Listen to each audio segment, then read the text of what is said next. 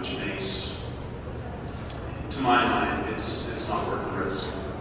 There are 10 billion or more people in the world, and I don't feel compelled to multiply for the sake of doing it and putting my wife's health in jeopardy.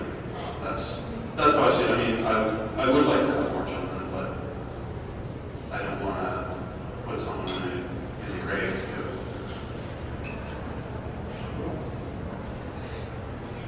I'll tell you most solemnly, if I didn't have a blood pressure issue right now, I'd be pregnant. When I close your eyes and you think of your family, my original family was 4, and I'm getting old. My ovaries are getting old. And that's unlikely. So it's kind of one more and no more. And we have made a commitment that if I can get my blood pressure normalized, and I'm doing a bunch of different things, we'll rediscuss it. And it's just very nice to know that you have the support. And because we went through such an awful experience, but yet good. I mean, you know, Catherine survived and she's healthy and wonderful. I want to do that again. I would really like to experience motherhood one more time. So it's probably crazy, but yeah, I want to do that again.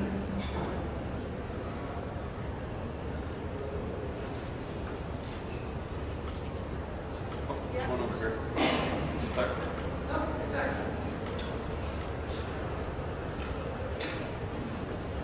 I'd just like to know when you reconnected with your daughter and what was the process? Oh, you guys are gonna like this story. So, luckily for me, Catherine was at the YMCA probably around 8 months. Anyway, so we got her into the YMCA at 8 months, and so we were paying for swap. And my parents, I love them dearly, and they help a lot. And they had phoned me, and they had said, we won't be picking Catherine up at the Y.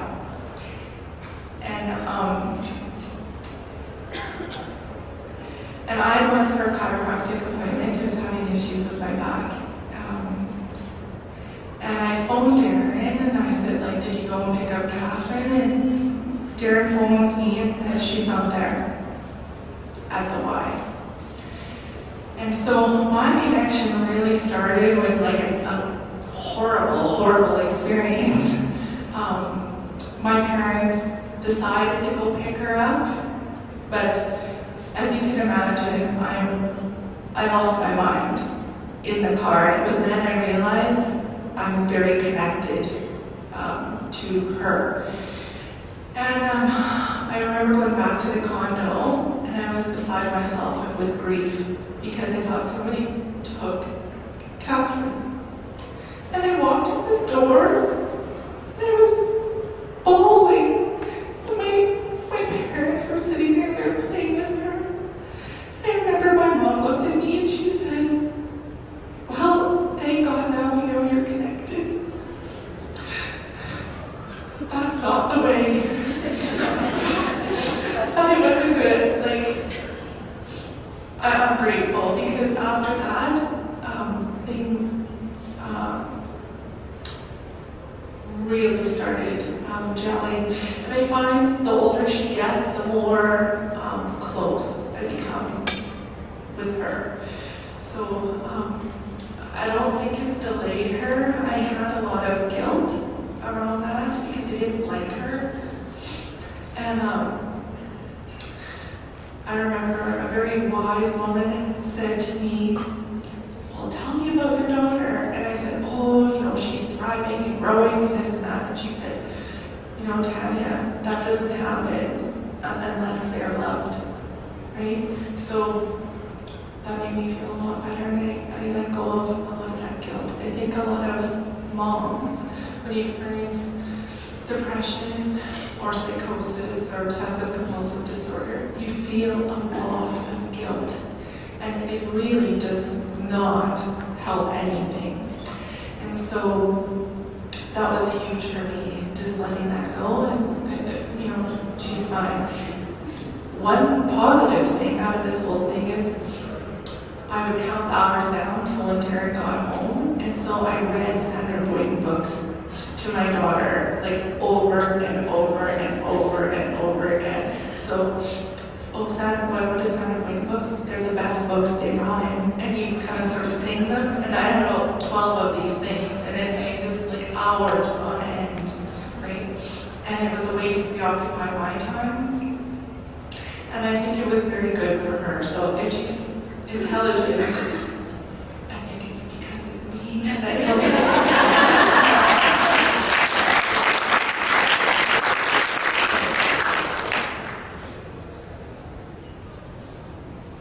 Was there another question?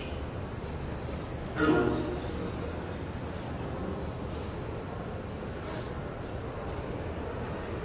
Hi. I have postpartum depression myself, so I really appreciate your honesty. And one of the things that kept me going was being able to breastfeed my son. And I don't know a lot about medication, but I'm wondering if you were maybe given the wrong advice about quitting breastfeeding. so the medication that I was on was not an antidepressant, it was an antipsychotic pill. And I don't know how much medical has been done around olanzapine, and the feeling was if there was any possibility of passing that on to my daughter, Catherine, it wasn't going to happen. Now, I still could have kept pumping, but I'd have to just dump it, right?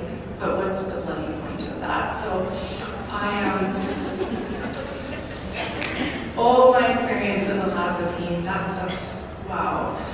It works really good. I think it does what it's supposed to do, but the side effects are awful. Like no sex drive, none. Lethargic, zombie, you gain 40 pounds.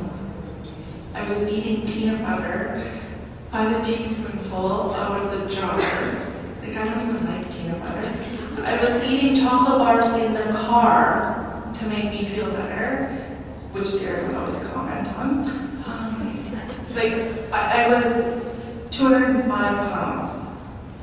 And thank God when I got off that stuff, the weight flew off too. I think my metabolism kicked back in. I'm very grateful for that, as well as Weight Watchers, but that's a whole other story. I think I just want to touch on a point. The medical health community has done a really good job, touting the benefits of breastfeeding and encouraging people to do that, and that's a good thing. But I think it does a disservice to people who, for whatever reason, can't. If you step back to the 70s when I was a baby, most women used formula, and I mean I'm well grown. I was, from probably two or 3 weeks old on, I was raised with formula. So it's not the best, and it's not optimal, but it's certainly not, the devil's spawn either. Which, I think a lot of people, if I don't breastfeed my child's not going to be intelligent. If I don't breastfeed my child's not going to grow. I found it good in a way, but at the same time, when my wife was thrust into that situation, I found it to be quite a disservice, actually.